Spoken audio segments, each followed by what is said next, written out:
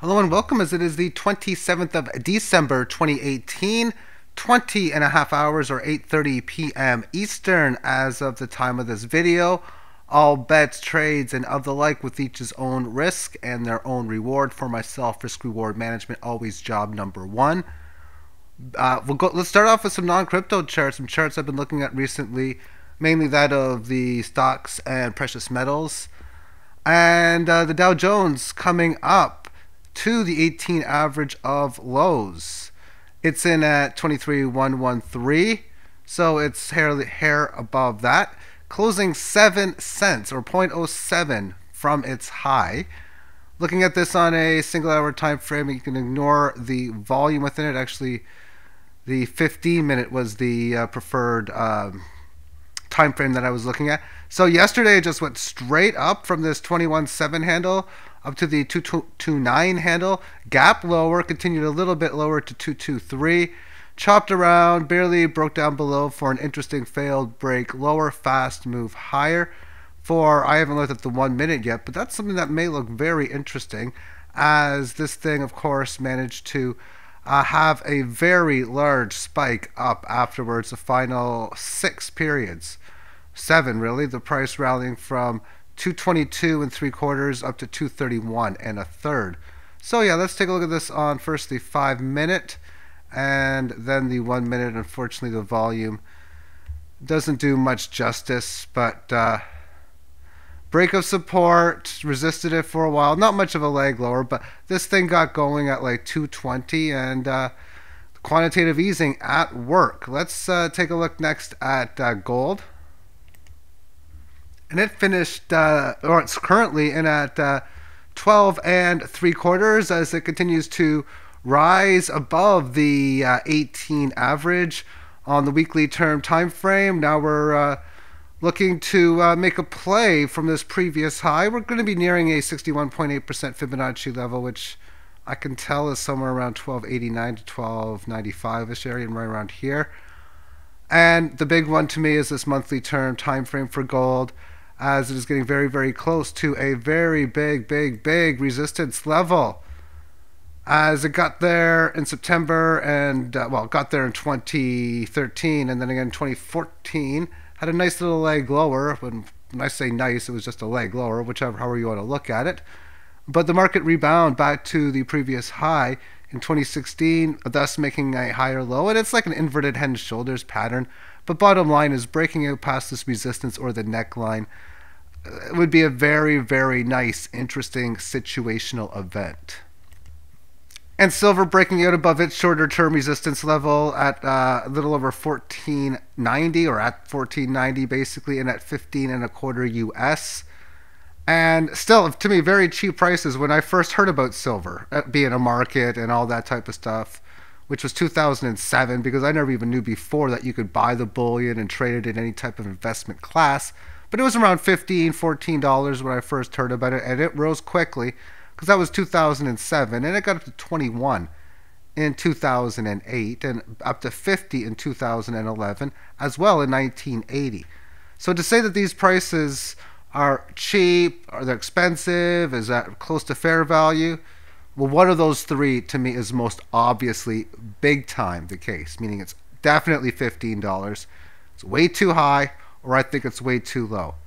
And I do own a decent amount of silver, so you should know the answer to that one. And within the technical analysis, who knows how much further this can go, because as the movements have been going, a lot of up and down choppy market or movements while it was in the 2016-17 range, spending the last half of this year in this down move.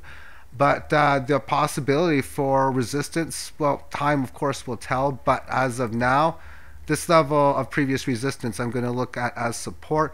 The must hold area to me is about 1476. On to Bitcoin.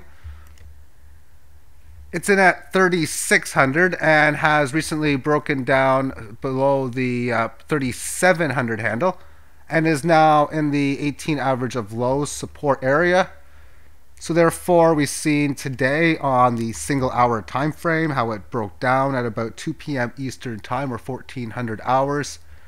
And since then has just been consolidating, grinding small movements to the upside. over the last 2.5 couple or so hours since this bottom period in here, but just mainly not doing much since the point, and the 18 average now going down, starting to get close to it. Thus, if it doesn't have any decent rallies and it doesn't sell off, then I'll deem it as a time correction, and it already has when you look at it on the shorter term time frames, because here was a down move, there's a sideways consolidation meeting up with the 18. Since then, on the short term, the resistance rematched from this, not resistance established, because it was established back in here, but it rematched it. Now it's, you could give it a status. Well, the status is it's trying to attempt a leg higher, and thus we can see the 18 rising, and if it breaks above it, then it's doing such a thing. But this is all short term, and when I was looking at the gainers and losers, which I like to do around this time because this tells me what's been going on the last couple of hours since the 7 o'clock close. These type of markets like core, interesting, I haven't seen this one yet. Just a quick move to the downside, but you know what though, so be it. I'm looking to take advantage of these types of moves that are in place. And AID would be same way. I got into this one recently, so these types of plays look pretty cool to me. Artbyte actually has got a good breakout pattern going. Just interesting of note, coming back close to where it is. But when I look at the gainer, we got Theta up 24% to 1494. To say I'm happy about that, yeah, that would be most certainly the case.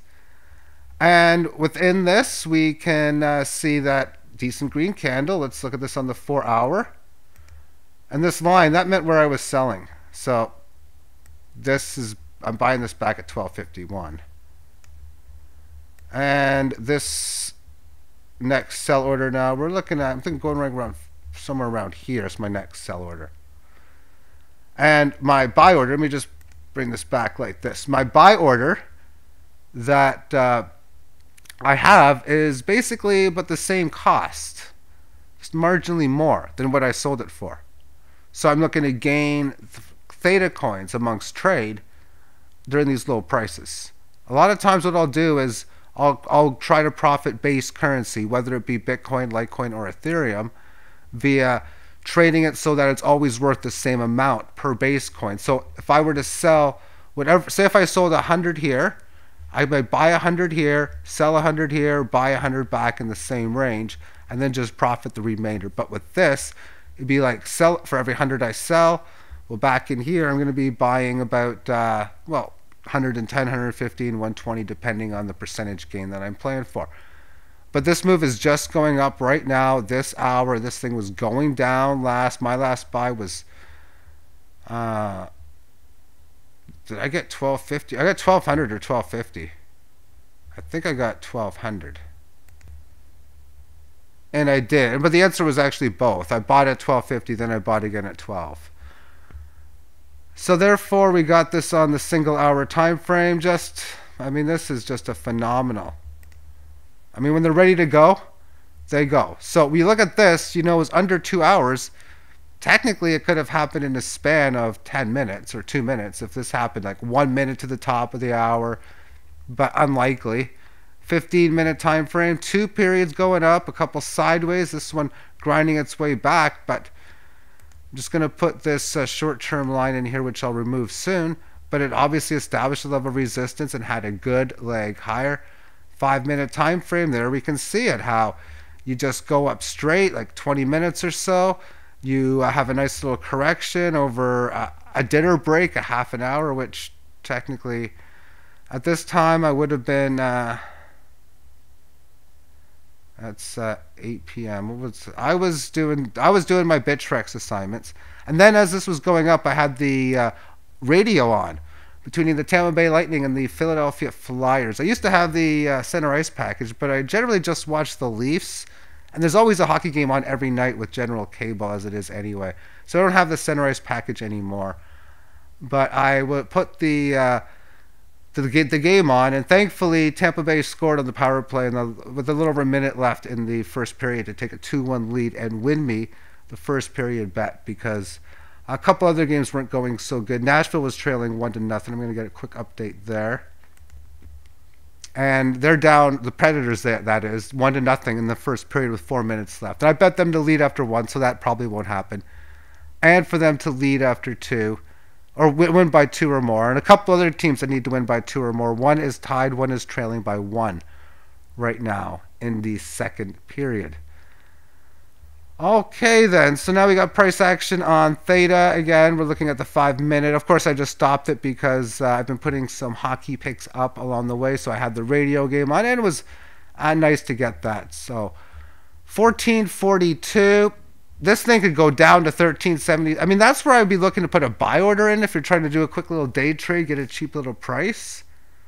Of course, I'm not doing that, and I of course got my buy order down in here, but I like how this is going, what kind of potential this has. Well, what I like about this as a long-term investor is its capability and its prospects, because it had the event on November the 30th. And a beautiful one because of the profitability that came into place. Then it had another minor one in here. So it technically held this move, at least for now it is still doing so. And then this move has been held. So overall, the support has been doing well enough. Hasn't been able to break out and have a big gain. But it tells me because of this that this thing could very easily go off, and we could see some magnificent series of green candles on the daily term, and the possibilities for the weekly term to have maybe a full green candle size of a 4 or 5x, 6x move on a weekly chart becomes very much possible. And I've talked about things like before, like the 40x dash. And well, markets can gain 40 times in 2 months very easily and do better, like 100, 150, 200, 500. And that's really good, and it's very hard to be done. But it's out there to play, or those possibilities are there, and that's what I love about this trading environment. Now, earlier I did a list of 27 coins that lost 2x in a day and came back on Binance. I'm on Bittrex. I've only done the A's and the B's, and I'm into the C's. I've got past cannabis coin. This is the list. It's not that big right now. And AMP on November 25th opened at 504. It pretty much lost. And technically, that's not 2x, but I guess that's close enough. November 17th, Aragon or Ant had a high of, well, that was an amazing one. So that was a good one. And then we have about less than a 4x move on BRK on 0813. And these are like, they seem to be like coinciding with each other. They're both breakout and breakout state. But on July 16th, this one had about a 5x and almost a 4x amongst those two. So I'll see as I continue on what the rest of them will show. But yeah, very interesting. I've put a lot of buy orders on. Now I'm on 3 different sites. Just putting them on the lower ends. We'll see if it's even worth the time, because I don't know if I'll even get one in the next month on Bittrex. I'll be putting like over 100 in. Probably close to 120 to 130. I want to talk about NLC too now, because that's a very interesting coin, and it's got a nice pattern right now. Daily term time frame just continuing its up move. And yesterday I went to their site where they have the poker game, and what I noticed was that there were 2 people playing in a game where the blinds, not that big, but okay, I guess, 20-40 cash game, no limit. And that's what this is. It's a gambling coin. Like no limit is total poker terminology. They do fantasy games as well. Johnny Chan being an ambassador within this site.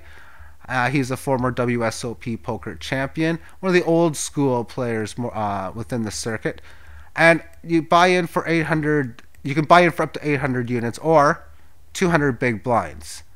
So I seen 2 people playing it, so I thought, you know what, I could easily send some, but I thought, I'm just going to buy some on the market and send it over to the site. From the time I confirmed on Bittrex that my withdrawal to the place to play, and about 4 or 5 minutes later, my coins were available to me. So I sat down for 800 chips, and I was able to get this thing up to about 2,000, which was nicely 2,000 poker chips. And I had an interesting situation where the person beside me to my left also got to 2,000, and I was getting tired, so I ended up withdrawing it. Now, it seemed as if when I made the withdrawal that they do it manually, deposits are automated, but the withdrawal came in fine. It took, well, this morning, so basically in the wake-up time, maybe around 8 o'clock a.m. Eastern time. I might have played until 11 p.m. Eastern last night. And everything worked out successfully. So what I'll probably do within there is maybe play if I have time on a Saturday or Sunday and there's a good tournament, deposit enough to play one of their rebuy tournaments. And there's no rake on there as well. So I ended up selling back on the market the amount that I bought, and that left me with about 1,100 of these things, which are going to be used for the trading account. Now, if the market wasn't up so much on the short-term time frame, I probably wouldn't have sold it back onto the market. But the way I look at it is I put a buy order in to buy it back at like 250. And that way, if it happens to go there and my buy order hits, either on... and let me just... I got the site available. Let me just show it to you. It's play.nolimitcoinpoker.com. And when I go to lobby, let's see, cash games, there isn't one available right now. And a lot of times there's lower stake ones, but I'm not really into those. And even the game I played was pretty low stakes. It was like, I don't know, $10, $12 buy-in. Let's go to tournaments. So what I was looking at was stuff like this in here. Like Sunday main. Like this to me has got a decent sized buy-in. December 30th, 1 o'clock. So if I happen to be available at that time for an okay amount of time, I would consider playing. And then I look at the stats on it. 10-minute blinds. Okay, I can handle that. Below that, we have prize pool. Well, that's going to be depending on the people. Starting stack, 10,000 chips. Starting blinds, 20 and 40. So I like starting with 250 big blinds. Available rebuys 2. So now I know my deposit number. What's the buy-in for this? 2,500. So that's 7,500 plus the add-on. And the add-on would be where's the add-on? Rebuy number of add-ons made. No rebuys. Rebuy price allowed 1.